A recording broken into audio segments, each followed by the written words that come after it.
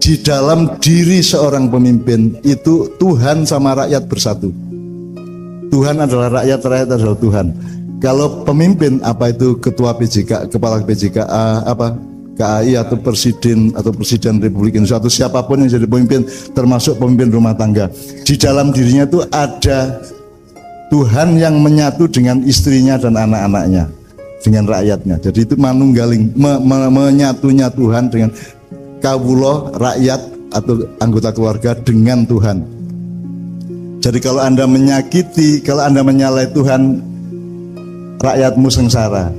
Kalau kamu menyakiti hati rakyat, Tuhanmu marah. Kan begitu. Itu namanya manunggaling kawula lan Gusti. Jadi saya kira mari kita, sebagaimana beliau tadi cerita kepada saya bahwa kereta api ini sudah diramalkan pada abad 11 oleh Prabu Panjalu Joyoboyo yang disebut Tanah Jawa Kalungan Wesi gitu ya. Kemudian ono kereta mabur ning awang-awang sapi turut itu untuk pesawat ya. Jadi ini adalah ekskalasi atau kontinuasi dari cita-cita dan aspirasi mbah-mbah kita zaman dahulu. Jadi kita tolong jangan meremehkan masa silam. Indonesia ini salah satu kelemahannya adalah tidak peduli pada masa silam. Ya, jangankan Joyoboyo, Presiden dan Menteri Pendidikan dan Kebudayaan tidak pernah menyebut Ki Hajar Dewantara. Padahal baru kemarin atau belum lama atau belum 2 abad toh. Itu aja tidak pernah disebut dan tidak pernah dipakai. Ki Hajar Dewantara mengajari bagaimana bikin pendidikan dengan sistem taman siswa. Sekarang yang pakai taman siswa adalah sebuah negara di Eropa, yaitu bukan Finlandia ya. Mereka meniru Ki Hajar Dewantara, kita sendiri meninggalkan Ki Hajar Dewantara, kita ikut Eropa modern gitu loh. Aku gak nyalah-nyalah, tapi kita sendiri memang tidak menghormati orang tua. Kita ini orang yang agak durhaka kepada nenek moyang kita. Begitu Indonesia jadi, maka dia meninggalkan Nusantara, kan gitu. Jadi Nusantara sudah tidak dianggap lagi. Sekarang tiba-tiba bikin ibu kota Nusantara. Seharusnya diproklamasikan dulu proklamasi Nusantara. Kan gitu kan? Baru ada ibu kota Nusantara. Kalau enggak, yang di Kalimantan itu ibu kota Indonesia loh. Kan gitu kok, ibu kota Nusantara. Nah, kemarin sudah kita proklamasikan Nusantara di Tanah Mojopahit di Mojokerto oleh Mak Iya. Proklamasi Nusantara. Meskipun tidak didengarkan oleh siapa-siapa dan tidak didengarkan siapa, saya tidak masalah. Karena Nabi Muhammad dulu bersyahadat juga tidak ada yang tahu kapan Nabi Muhammad bersyahadat. Kalau Ali jelas, Aisyah jelas, Umar, Utsman jelas. Tapi Nabi Muhammad dulu bersyahadatnya awalnya kapan? Ada tanggalnya? Orang mudeng tak kue. Maka saya juga tidak peduli. Pokoknya menurut saya ini negeri Nusantara, ini negara Nusantara. Bang misalnya Nusantara enggak ya Indonesia. Indonesia itu bikinan sosiolog dari Swedia dan Jerman. Kok kita malah melok wong, gitu kan? Wong kita punya diri kita sendiri gitu loh. Jadi seharusnya KAN, Kereta Api Nusantara. Tapi ya gak apa-apa, KAI kan gak apa-apa. Terus kadung lah, masuk kate dirubah terus babal lah. Gak masalah. Asal semangatnya Nusantara, artinya menghargai seluruh faktor dan dimensi kenusantaraan di dalam sejarah kita. Nah, jadi ajaran mbah-mbah kita mengenai dismanajemen atau mismanajemen adalah dayo teko itu. Dayo teko terus gelarno kloso. Nah, cicit dayo itu kan bukan hanya orang datang ke rumah orang lain. Dayo itu bisa apa saja. Gitu. Ilham dari Tuhan itu ya dayo. Belanda datang ke sini juga dayo. Nah, dayo itu bisa bermacam-macam. Agama datang itu kan juga dayo. Gitu. Jadi udan ya dayo. Jadi dayo itu begitu luasnya. Nah, dayo itu bermacam-macam. Ada yang membantu hidup kita, ada yang mengacau hidup kita, ada yang merampok kita, ada yang dayo itu kudu waspada kabeh. Makanya diperingatkan oleh mbah-mbah kita dayo teko beberno kloso wis bener. Betul. Wis bener to, Cip? Ya, jebul klosone bedah. Nah, ternyata klosone bedah kudune diapake kloso bedah iki? Diganti atau dijahit utawa ditutupi. dayoh nggawa karpet. Anjir. Dayoh nggawa nggon lungguh sing kowe ora iso gawe. Akhire diganti karpet. Nek karpete rusak kowe ora iso gawe meneh, akhirnya kowe kudu tuku nang dayohmu kuwi. Sama dengan banyak negara-negara di Afrika itu dibikinkan oleh RRC fasilitas-fasilitas yang mereka tidak bisa membangunnya, dan begitu agak rusak maka harus Cina lagi yang masuk untuk membangun. Jadi dayoh itu bisa merupakan berkah rizki, bisa merupakan ancaman dan bahaya. Nah, treatmentnya tadi Mas? Iya, Joyoboyo sudah mengatakan bahwa akan ada daya yang jenenge kalung besi. Nah, kalung besi ini jangan sampai menjadi bencana bagi rakyat Indonesia. Maka sungguh mulia perjuangan SPKA bahwa kereta api adalah perjuangan rakyat dan harus mensejahterakan rakyat. Itu mohon dipegang sampai kapanpun nanti itu. Karena bisa menjadi bahaya, bisa menjadi ancaman, bisa menjadi kontraproduktif kalau nanti KAI dibeli oleh korporasi, dibeli oleh orang berduit, dibeli oleh luar negeri apalagi gitu kan. Piye kowe numpak sepur sing duwe wong luar negeri, kowe saiki kowe ngombe aqua sing duwe wong Perancis. Dan banyak sekali yang kita nikmati, kita konsumsi tapi itu bukan milik kita lagi gitu kan.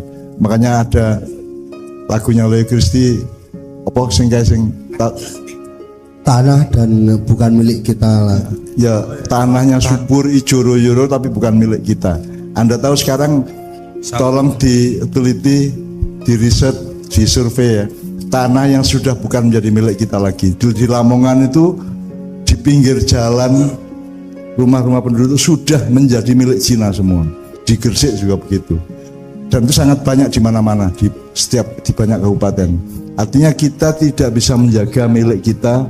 Itu berarti kita tidak bisa menjaga martabat kebangsaan kita dan kerakyatan kita. Oleh karena itu dayoh ya macam-macam. Durung meneh cara kita mengatasi masalah ketika ada dayoh itu treatmentnya salah ya Cid ya. Dayoh teko belarno kloso. Kelasane bedah. Tambalen jadah. Menurut kowe mau kan dijahit utawa tukoke kloso anyar, iki malah solusine tambal jadah. Jebul nek kowe medaya nang omahe wong terus klosone tambalan jatah kowe gelem lungguh ora? Jadi kok kelet nek celanamu toh. Jadi tidak itu salah manajemen yang luar biasa. Kloso kok ditambal jadah. Terus jadahe mambu pisan, dayoe terhina kan? Jadi kita merusak silaturahmi, merusak persahabatan dan kekeluargaan karena dayoe kita suruh duduk di kloso sing ditambal jatah mambu. Terus jatah mambu malah pakake asu. Saiki ambek kowe survei asu kabeh takonono sing gelem mangan jatah mambu ora. Jadi itu juga menghina asu to kuwi. Iya. Salin musuh ini, Mbah. Lah iya, jadi nyari musuh. Tamu jadi musuh, hewan jadi musuh kan karena ono asu kok dipakani jatah mambu kan gitu. Akhirnya asine mati. Asu mati, solusinya kelekno kali, buang kali.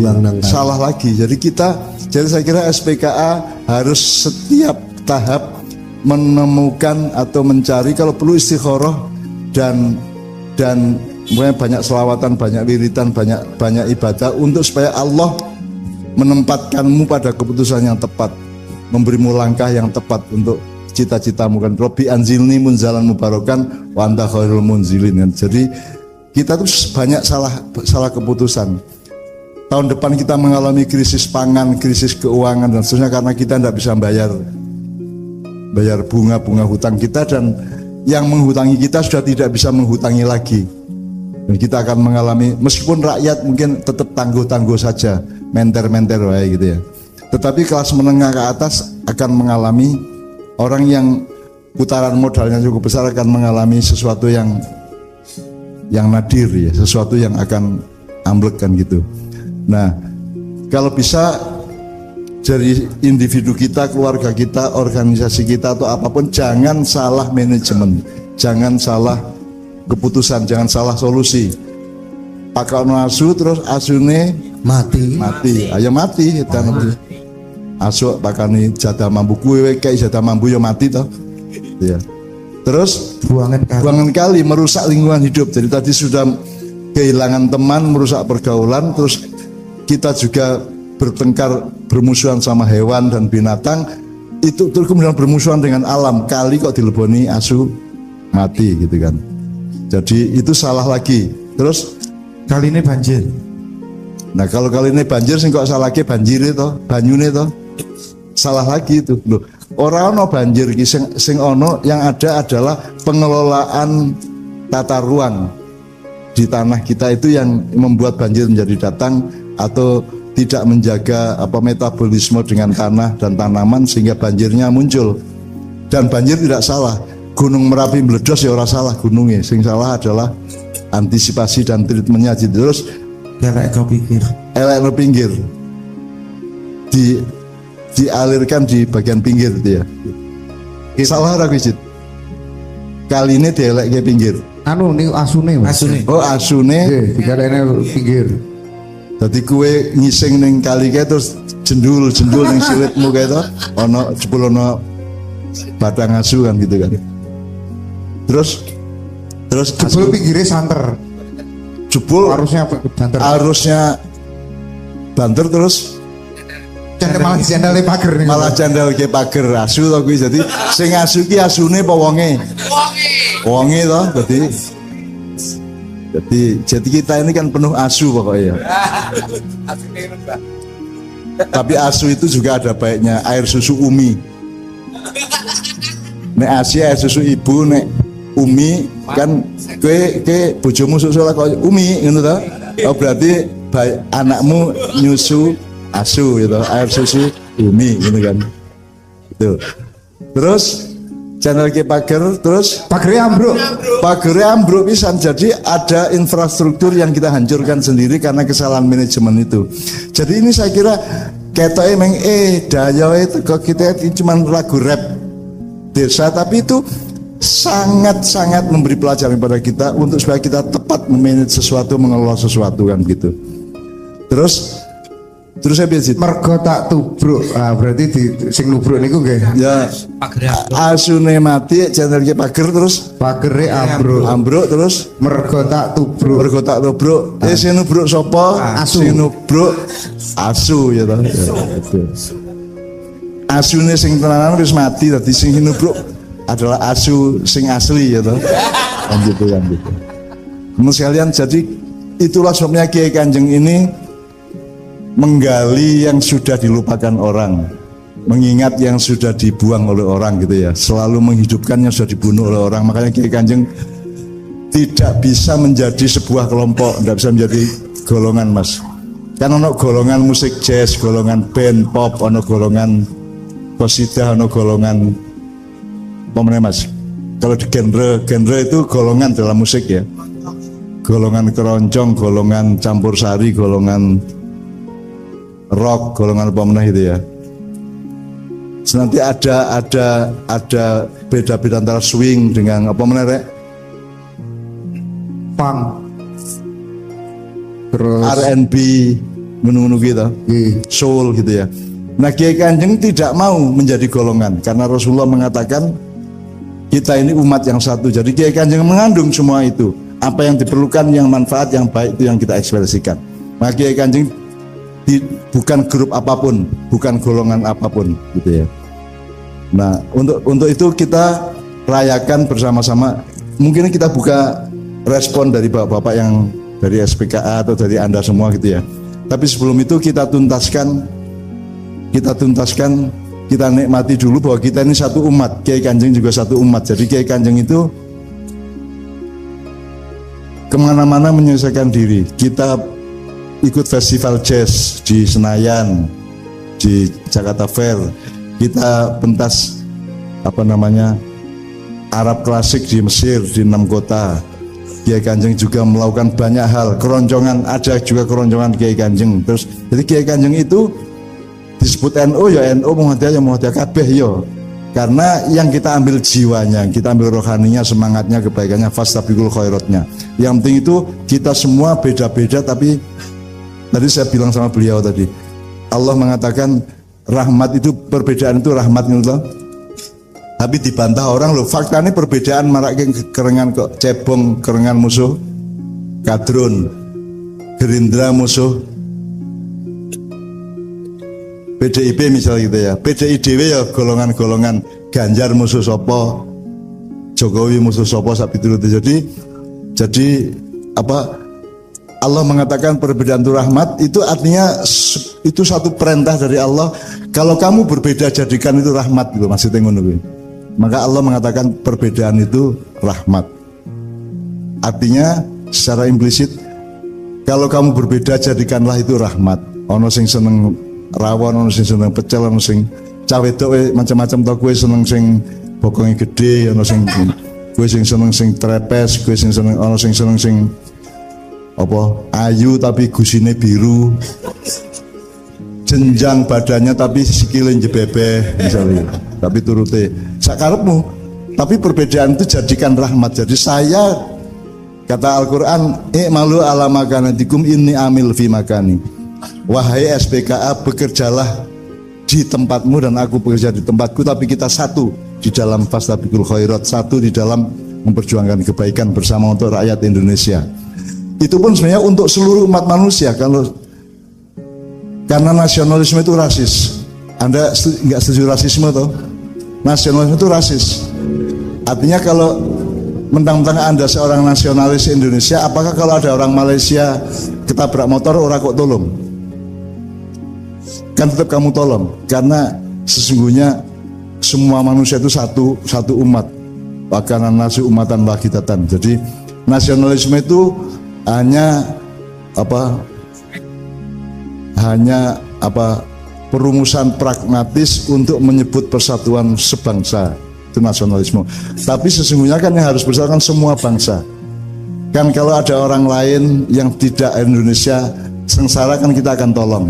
Demikian juga orang lain melihat kita sengsara kan mereka menolong kita. Jadi sebenarnya semua manusia itu, jadi nasionalisme itu sebenarnya universal. Tidak ada nasionalisme negara, tidak ada nation state. Yang ada adalah negara yang merupakan seluruh dunia.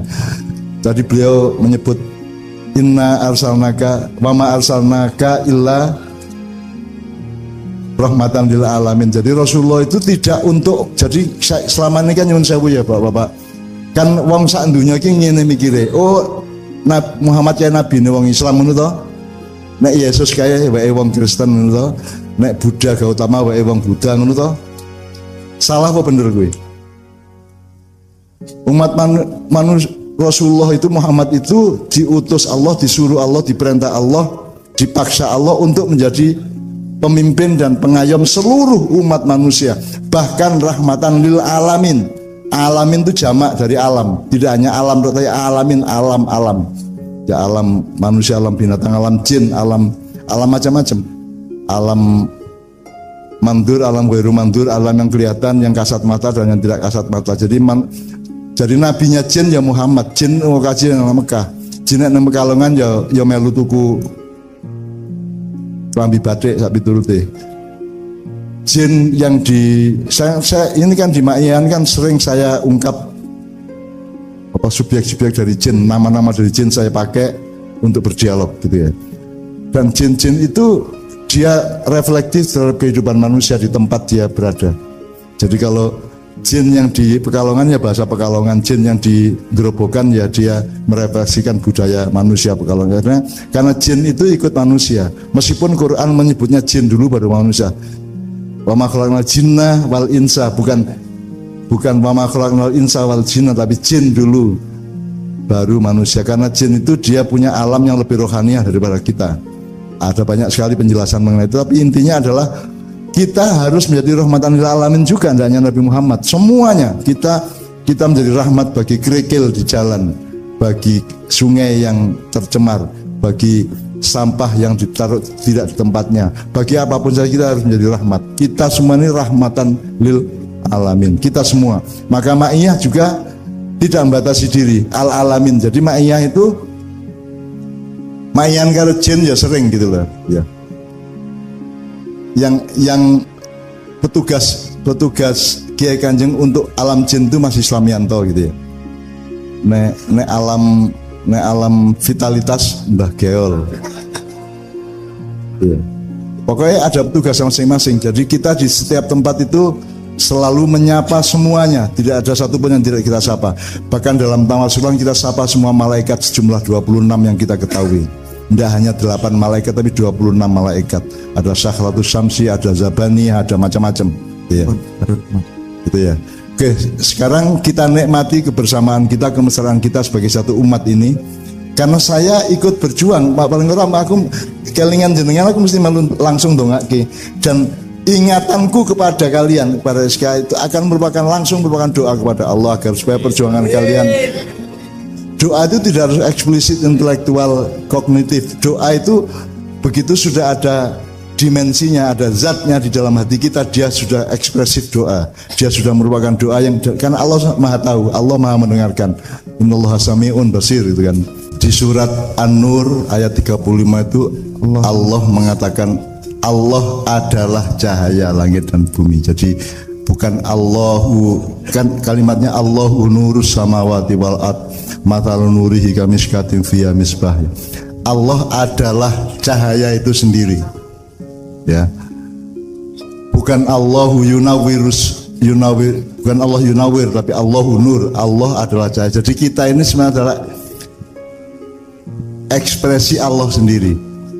Jadi kalau secara syar'i kita menyebut kita ini ciptaan Allah, tapi secara hakiki kita adalah refleks atau kita pancaran Allah itu sendiri. Jadi karena kita ini pancaran Allah, nah pancaran Allah yang utama adalah Muhammad, maka Muhammad juga cahaya.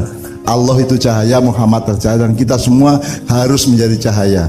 Maka yang namanya ideologi dan teknokrasi adalah mencahayai kehidupan.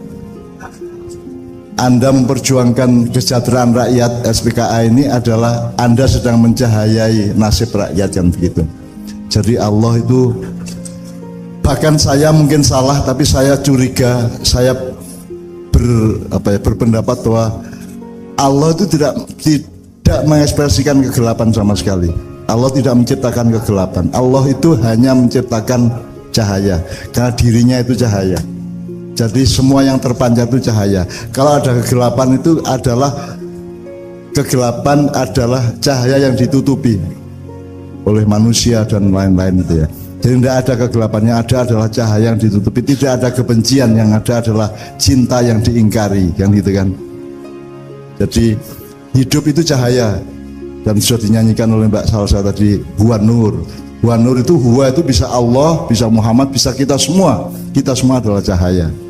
Itu pertama. Yang kedua, Kiai Kanjeng ini sejak awal memang berjuang untuk supaya dia merupakan ekspresi cahaya bagi yang kemudian menjadi rahmatan lil alamin. Jadi Kiai Kanjeng itu tidak membatasi dirinya menjadi sebuah kelompok musik dengan genre tertentu atau aliran tertentu.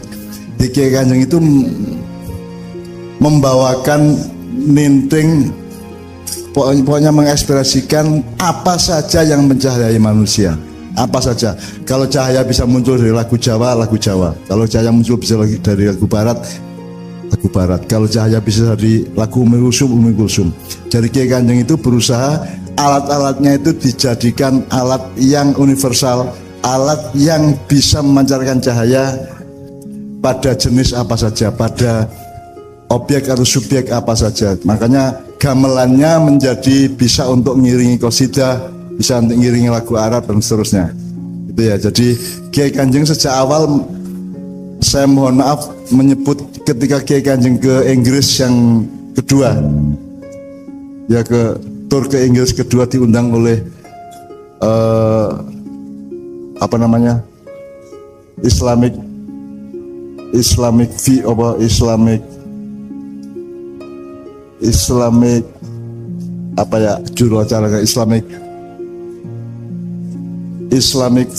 of Excellence. Itu Kiai Kanjeng ditonton oleh Perdana Menteri Inggris pada waktu itu, dan Perdana Menteri Inggris mengatakan, saya punya ide bahwa seluruh negara di dunia dan umat manusia ini dikelola secara Kiai Kanjeng mengelola musik, yang tidak mengutamakan golongan-golongan, tapi mempersatukan semua golongan, mempersatukan semua genre, mempersatukan semua hasil bunyi alat-alat. Maka Kiai Kanjeng gamelan pun dibikin sedemikian rupa supaya bisa mengekspresikan seluruh jenis cahaya yang ada dalam kehidupan.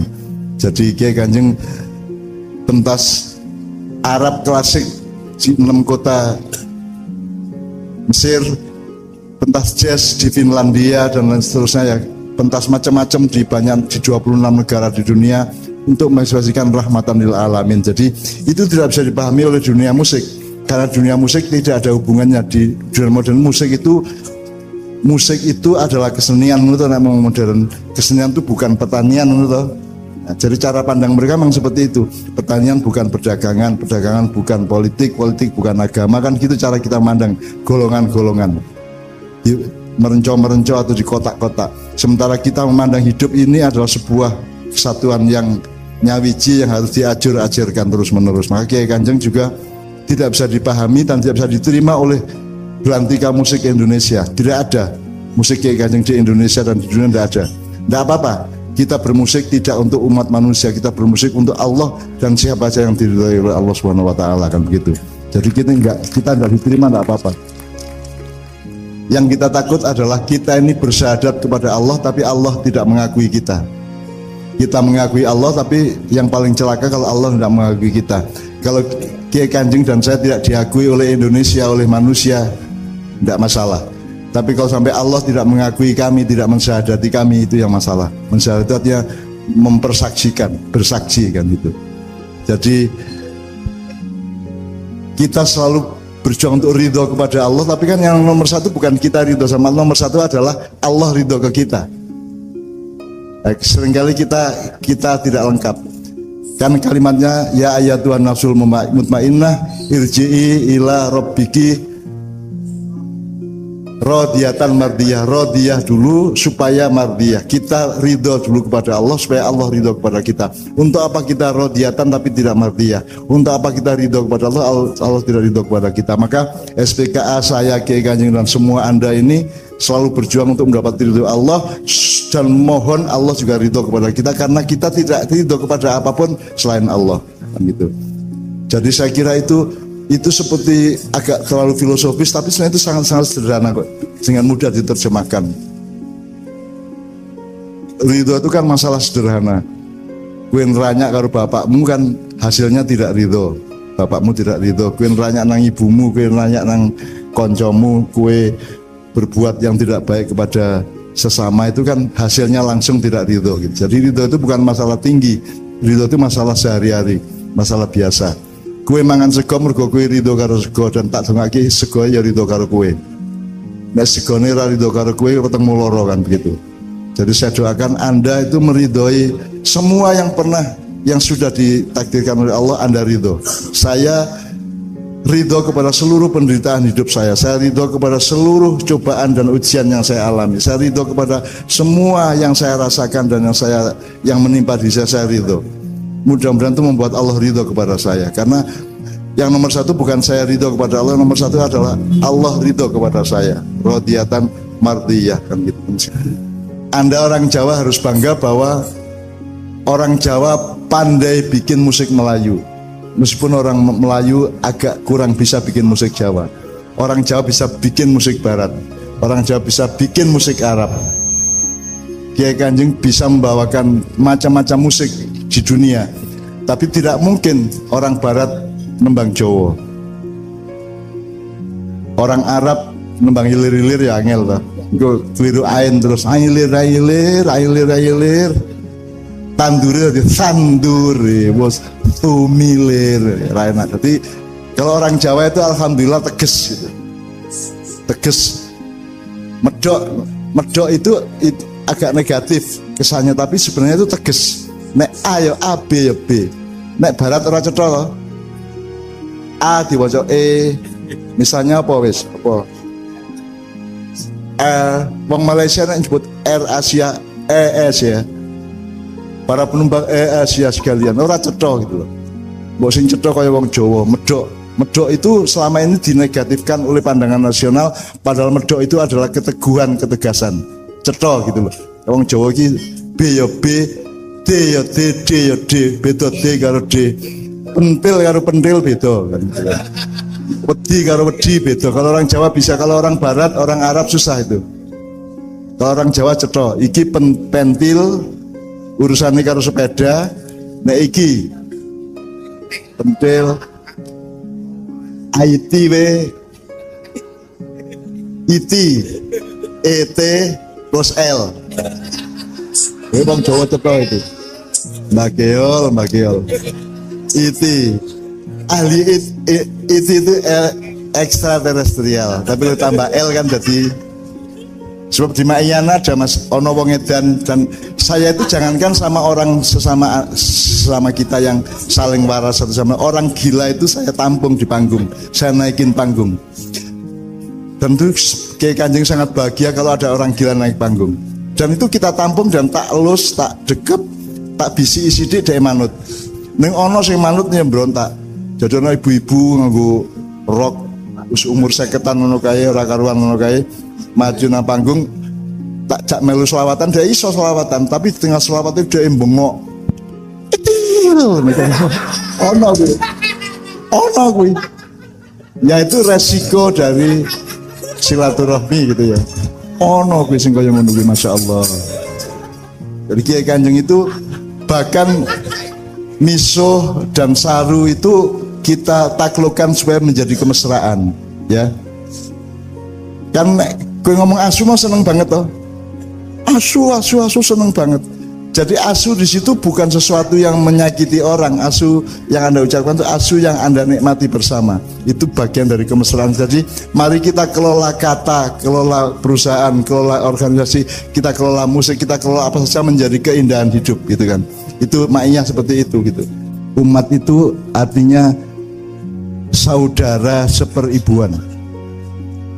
Jadi kita ini ibunya sama, yaitu Allah Subhanahu wa taala mengekspresikan ada kita seperibuan. Kalau masyarakat adalah orang yang berkumpul berserikat. Kalau apa? Rakyat adalah kumpulan orang yang memegang kedaulatan suatu wilayah, itu rakyat. Jadi rakyat, masyarakat, umat itu beda. Nah kita ini satu umat, kata Allah, yehel, wa kana nasu umatan wahidatan. Semua manusia itu satu umat. Artinya dia berasal dari ibu kehidupan yang sama. Oleh karena itu kita hanya sedikit seperti ini, mari kita jadi satu umat beneran. Artinya kita punya perjuangan yang sama meskipun wilayahnya berbeda. Sing jenenge masakan niku lombok karo uyah karo brambang karo bawang karo kecambah karo apa, perjuangannya sama, memperindah dan memperenak makanan. Jadi meskipun kita kecambah, yang lainnya adalah ketumbar apa, merico apa, uyah atau apapun, tapi perjuangannya sama. Jadi kita semua ini satu umat. Maka seluruh unsur makanan itu adalah satu umat. Sebagaimana kita semua adalah satu umat. Koyok menungso iku ono uteke, ono atine, ono jantunge, ono ginjele. Itu harus ada formasi yang tepat dalam setiap organisasi sebagaimana manusia. Orang Jawa itu kalau transmigrasi ke daerah lain, ke Sumatera, ke kemanapun saja, mereka itu lengkap. Ono sing ahli pertanian, ono sing ahli kesenian, gamelan, ono sing ahli agama, ono sing ahli pengobatan dan seterusnya, semua lengkap. Jadi mohon SPK atau anak-anak perusahaan yang lain dari KAI itu melengkapi dirinya supaya ada keseimbangan dan kerjasama antar semua energi-energi dan fungsionaris untuk menjaga KAI di dalam persatuan menjadi milik rakyat itu ya. Nah panjenengan adalah soiman. Soiman itu artinya orang yang keahliannya berpuasa. Puasa adalah Anda boleh makan tapi Anda memilih tidak makan karena satu prinsip. Nah KAI harus ya nek nuruti korporasi, nek nuruti wong duwe yang mungkin gatel untuk ngedol gitu ya. Tapi Anda bertahan puasa, Anda bertahan untuk tidak, karena soiman adalah orang yang berani bilang tidak dan berani berlaku tidak ketika dia bisa iya, sebenarnya kan begitu. Nah saya kira sangat relevan dan sangat nyata keperluan KAI SPKA maupun seluruh anak perusahaan yang lain bahwa mereka harus berpuasa demi kesejahteraan rakyat bersama, dan rakyat tidak boleh dimiliki oleh siapapun yang lain, karena rakyat adalah pemilik sejati dari sebuah negara dan semua anak-anak perusahaan di negara itu gitu. Martabat itu paling tinggi dalam jiwa manusia. Misalnya namanya darajah. Kalau Anda punya derajat, kalau sampai Anda kompromi itu kan. Jadi Anda jaga martabat, jaga derajat. Ada rojah kalau dalam Al-Quran itu ya. Sehingga Anda semua adalah perwakilan dari Allah dan rakyat Indonesia. Anda semua adalah waliullah, Anda adalah aulia. Karena dalam urusan wali atau jamaknya aulia ini, Allah sangat luar biasa memberi makna.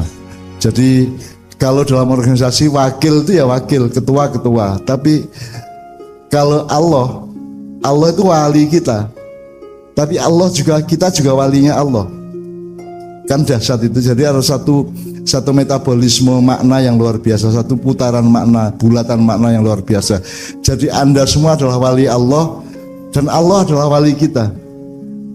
Makanya wakafa billahi waliya, wakafa billahi wakila, wakafa billahi nasiro gitu ya, wakafa billahi hafidho. Jadi syukur ada kelompok-kelompok wirid yang rutin di SPKA dan anak perusahaan yang lain, khususon lah pokoknya disediani wedang karo panganan didik.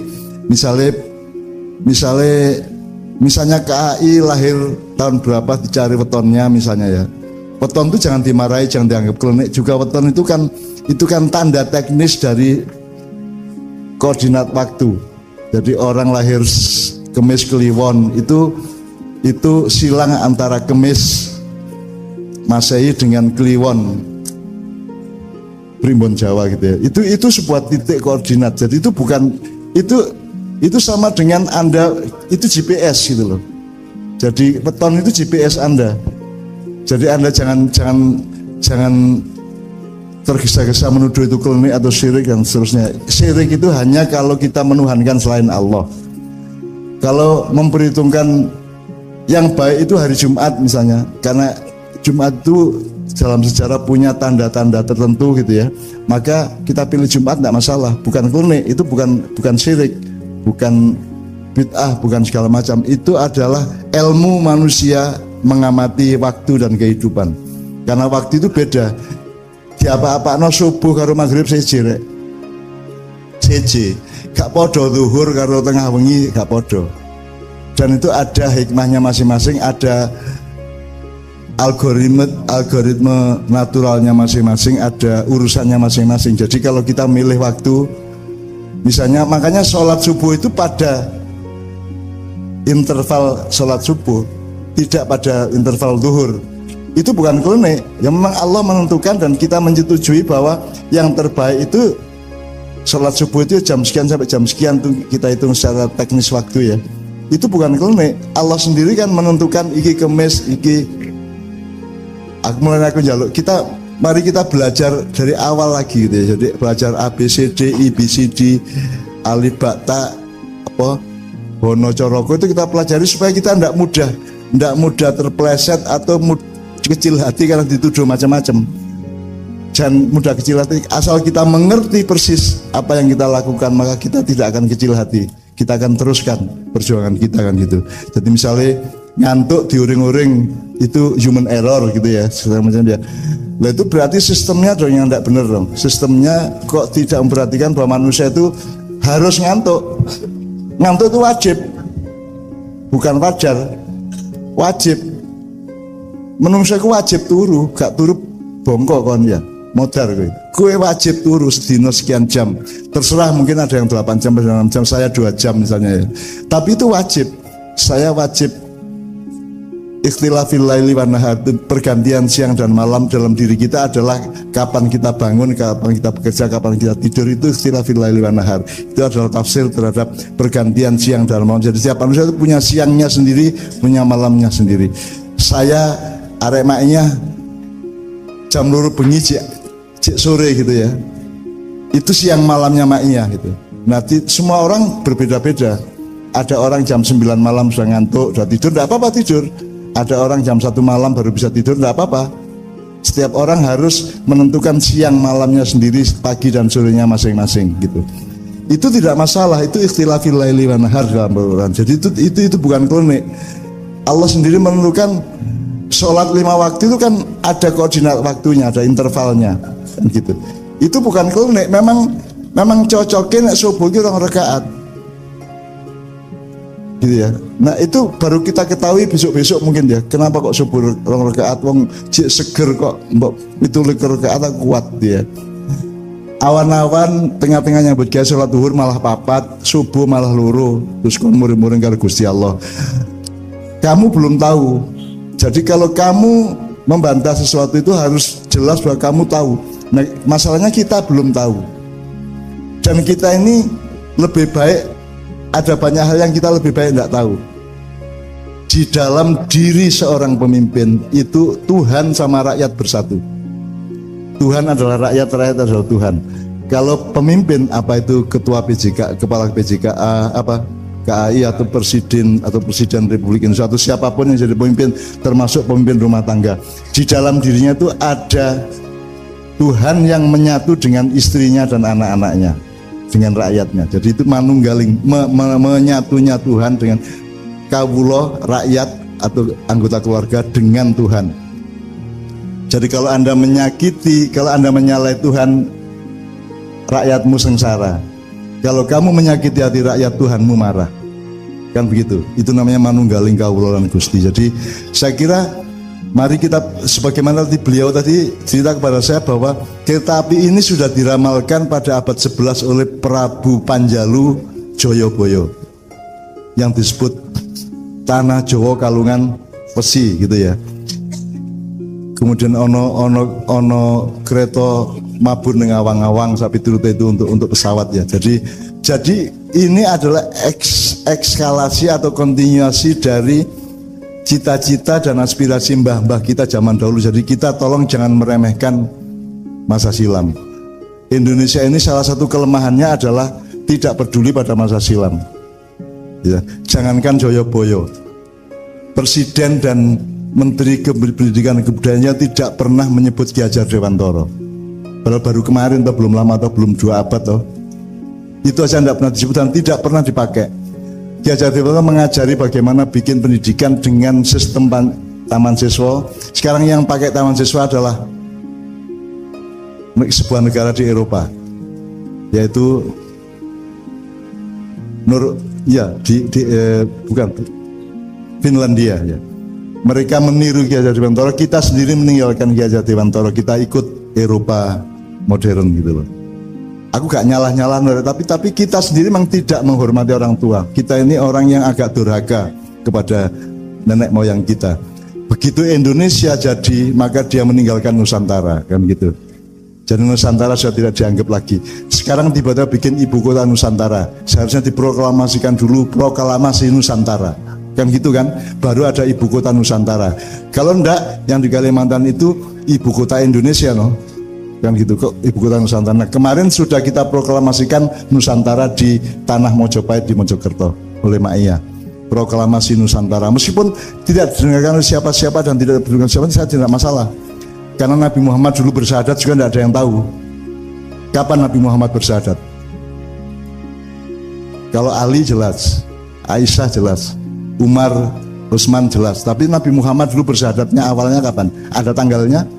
Orang mudeng tak kue. Maka saya juga tidak peduli. Pokoknya menurut saya ini negeri Nusantara, ini negara Nusantara. Kok misalnya Nusantara enggak Indonesia? Indonesia itu bikinan sosiolog dari Swedia dan Jerman.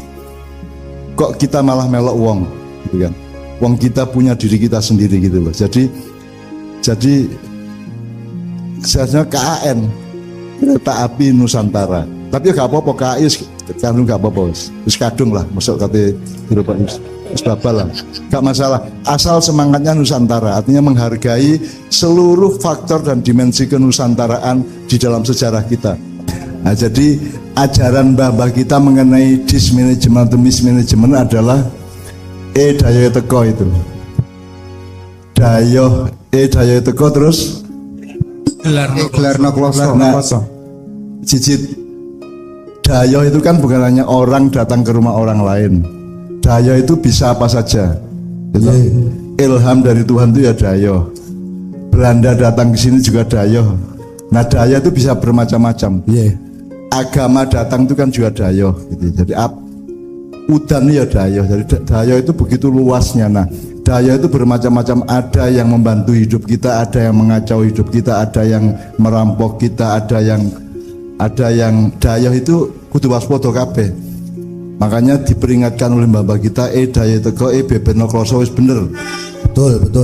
Wis bener to Cid? Iya, betul. Jebul klosone Bedah. Nah, ternyata klosone bedah. Kudune diapake kloso bedah iki? Diganti atau dijahit Utawa ditutupi. dayoh nggawa karpet. Anjir. Dayoh nggawa nggon lungguh sing kowe ora iso gawe. Akhire diganti karpet.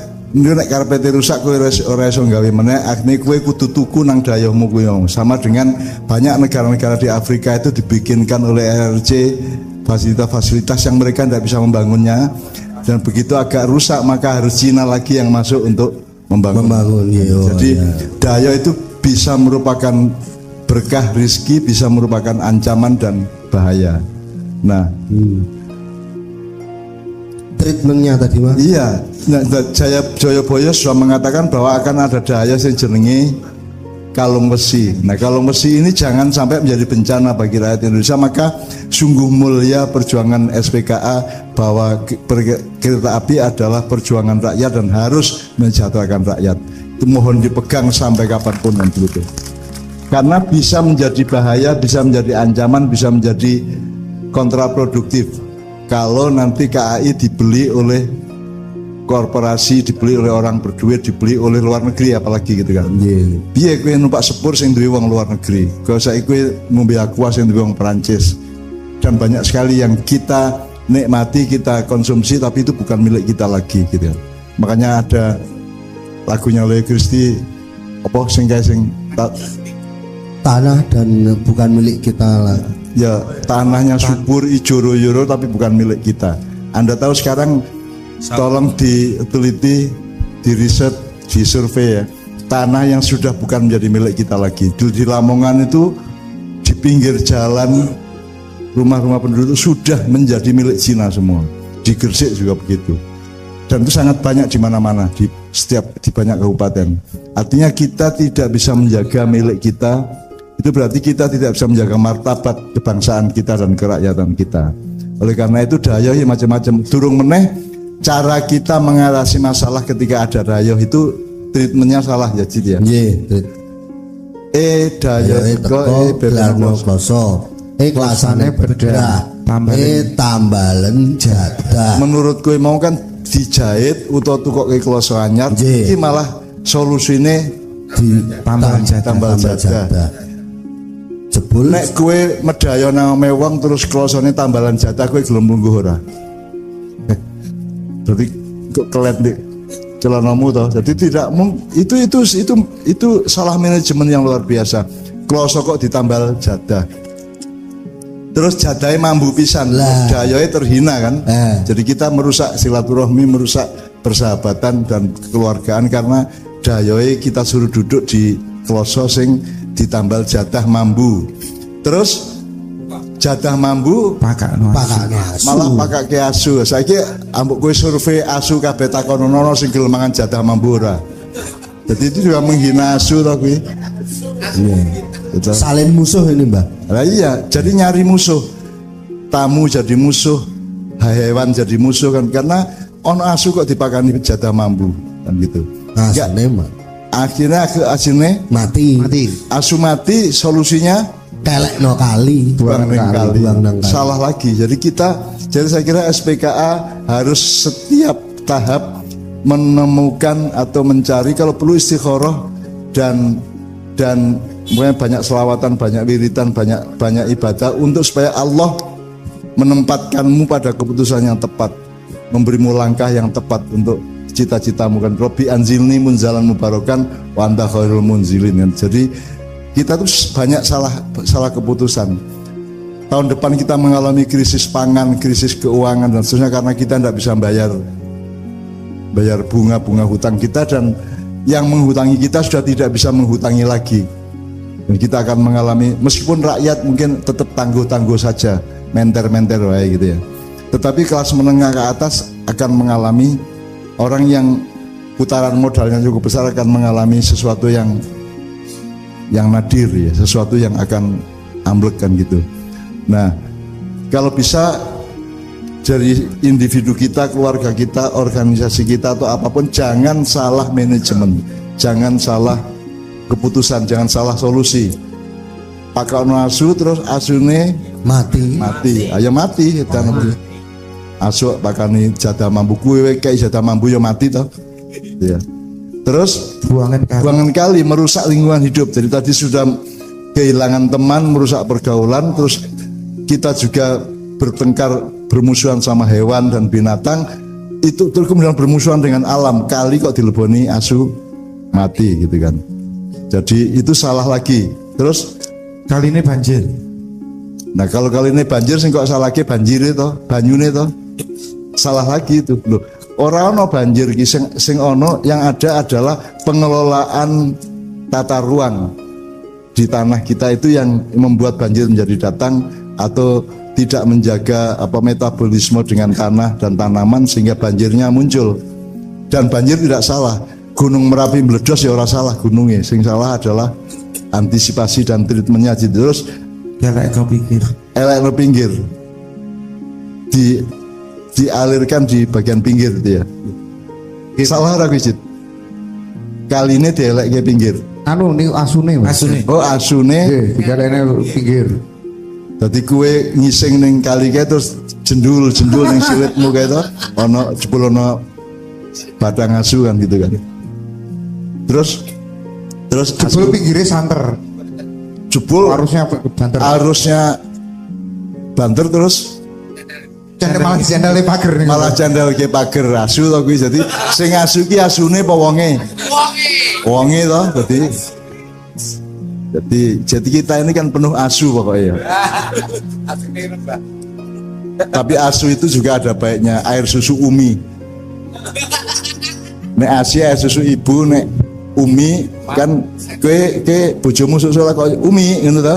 Oh berarti anakmu nyusu asu gitu, air susu Umi gitu kan. Tuh.